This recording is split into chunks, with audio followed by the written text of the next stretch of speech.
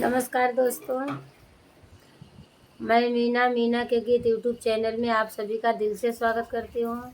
मैं आप सबके बीच में लाना चाहती हूँ करवा चौथ सोहर गीत। ये सोहर गीत जाएगा मीना के गीत यूट्यूब चैनल पे और सुजीता यादव ऑफिशियल के चैनल पे जाएगा। आप लोग सुनिएगा, इतना इतना दुलार प्यार दीजिएगा आप लोग, और पसंद आए तो हम दोनों का सपोर्ट आप लोग ज़रूर करिएगा। मचिया ही बैठली सासु बहू हरया रजकर बहू हरया रजकर हो। सासु आई गई न करवा के दिनवा सजन नाई आइल बल मनाई आवली हो। सासु आई गई न करवा का दिनवा बल मनाई आवे बलन नाई आवन हो। के न तो के बहुहर पगलवा त कैसे पग लालू त कैसे पग लालू ना हो। बहुहर नाही भेजा बेटवा रुपया समना कैसे किनबू समना कैसे किनबू ना हो। बहुहर नाही भेजा बेटवा रुपया समना कैसे किनबू समना कैसे किनबू ना हो।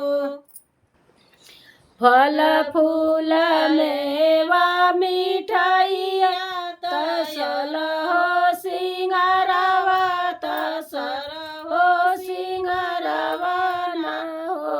बहुअर सजदा जी करहु पूजनिया बेटा मोर आई जाई है बेटा न आई जाई है न हो।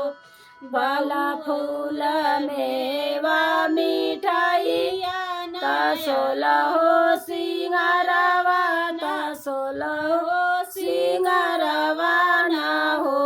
बहुअर सजिदा जी करहु पूजनिया बेटा मोर आई जाई है बेटा न आई जाई है न हो।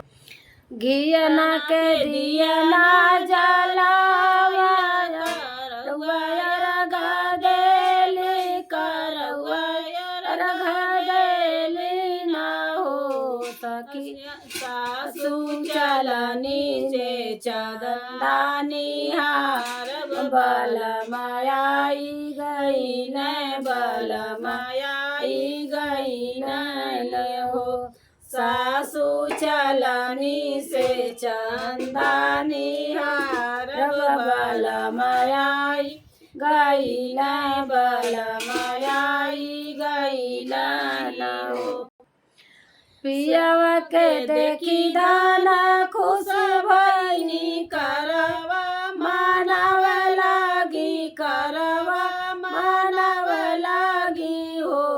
मैया जाबत गंगा जी में पानी रह हमारो पारानी रह हमारो। मैया जाबत गंगा जी में पानी रह हमारो पारानी रह हमारो पारानी रह हो।